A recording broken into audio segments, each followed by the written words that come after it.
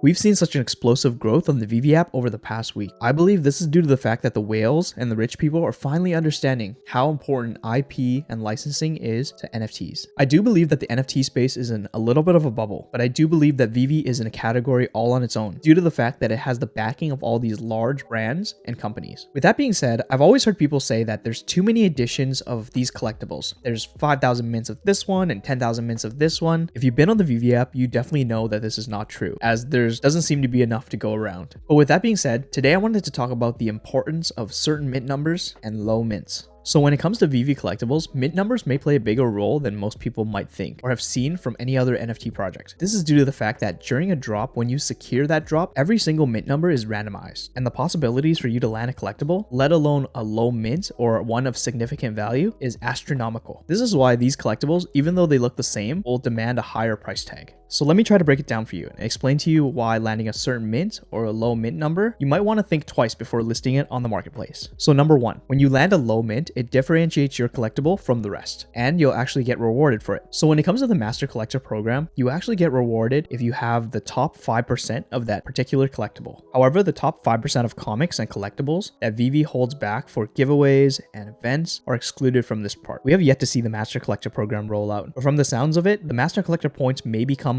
a pretty important role in you landing a significant drop. And these extra points that you are getting from low mints might be the difference between you getting a collectible that you really want and not getting it. So coming in at number 2 is extra low mint numbers. So when it comes to 2 and 3 digit mint numbers, these are the most sought after in the app due to the fact that they convey status. So not only do you get extra points, but you have people like Mr. Pegs and Lewis Morgan going after and paying an extra premium for these low mints as well. The breakdown that I've seen in the marketplace is that if a mint number is between 41 and 50, it seems to go for about 10 times the floor price of that certain collectible, depending on popularity. And anything between 50 and 100 seems to demand a price tag of 4 to 6x the price of the floor price. There isn't a specific rule around this. This is just what I've noticed inside of the Veve app in the marketplace, and this could completely change depending on when you watch this video. All this to say that there is a premium price tag when it comes to trying to hunt for low mints, and the lower the mint, the higher the social status. And you're gonna have all these people come into the app and fight for these low mints in order to become the top percentile of an already exclusive club in each collectible. So number 3 was actually created by someone in the community called Comics and Crypto. So in real life, if you had a comic book and you held it for a long time, with age, with wear and tear and weathering,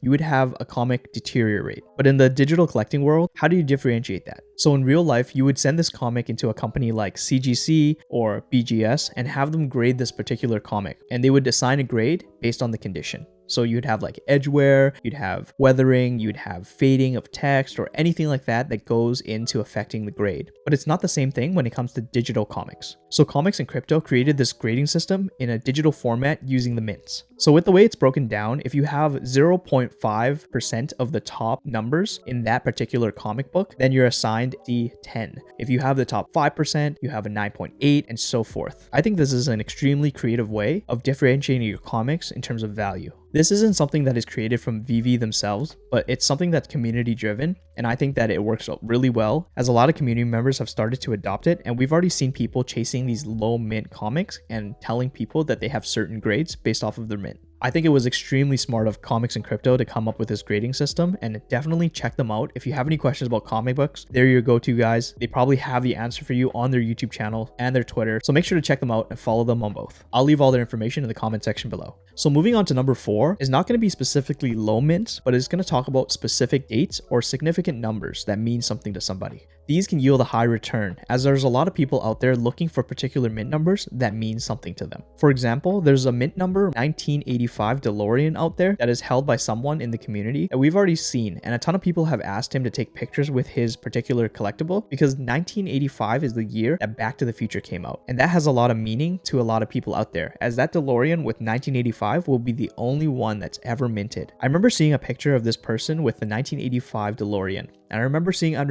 a lot of offers that just got pushed to the side due to the fact of how important that number was to that person. I have also seen the 1901 Walt and Mickey statue circulated around Twitter and social media. This one has significant value due to the fact that Walt Disney's birthday was in the year 1901. This mint number in particular would probably demand a higher price tag than just your regular floor price Walt and Mickey, as the floor price right now is already a staggering $38,000, and I can only imagine what these offers must look like if they're gonna exceed $38,000. Some of these mints can go for a lot of money, and some may just fall to the wayside. But when it comes down to it, the value of the mint really is in the eye of the collector. So moving on to my last point, number 5, I want to bring up the Veveverse. I believe that mint numbers will play a massive role in the Veveverse, as we see tons of features rolling out to support this. In the Master Collector program, as you collect points, you level up, and as you level up, you obtain these badges, almost like a verified checkmark on Twitter to convey social status. I believe when it comes to the Omi utility article and staking, there are tiers that allow you to display your mint number in your showroom under or above your collectible. I believe that with a low or significant mint number and being able to display it with your collectible will portray the same social status as having a blue checkmark on Twitter. And we've already seen this, as having a larger collection really portrays your status inside the app. If you click on someone's profile, you can actually go and scroll through their collections that they choose to showcase. This allows for a good idea of what this person has, but also limiting it to what they want you to see due to the fact that they probably want to flex their lowest mint numbers or their rarest collectibles. And this is also something that we've already seen, and I believe that this is just a glimpse of how things are going to be portrayed in the Veveverse. At the end of it all, the Veveverse is setting out to be the metaverse, and the metaverse is setting out to be a new social network, but one that integrates your work life, your home life, and every aspect of your life. This allows for connecting in many new ways, whether it's professional or social or leisure time. The showcasing of your digital assets will be the same as you buying a new car or house, showcasing it on your social media. The biggest difference is that with us heading into the metaverse, instead of the stuff being at just our home, our stuff is actually on a world stage that is viewed by more eyes than ever. And I know it may sound crazy, but I believe that one day our digital assets will become more valuable than our physical assets. So in conclusion, whether you're new or you've been on Veve for a while, make sure to double check your mint number before you sell it. And if you have any questions, feel free to ask. And I know there's a massive creator community out there always willing to help. I hope you all enjoyed today's video. And speaking of creating a community, make sure to head over to the Veve app and follow me on there. You can do that by heading over to the marketplace and looking up Secret Rare Captain America Mint 45 and clicking on my profile and following me from there. And let me know what you think in the comment section below. Do mint numbers matter to you or not? Make sure to like and subscribe to let the algorithm know you want to see more of my videos, and I'll catch you guys next time.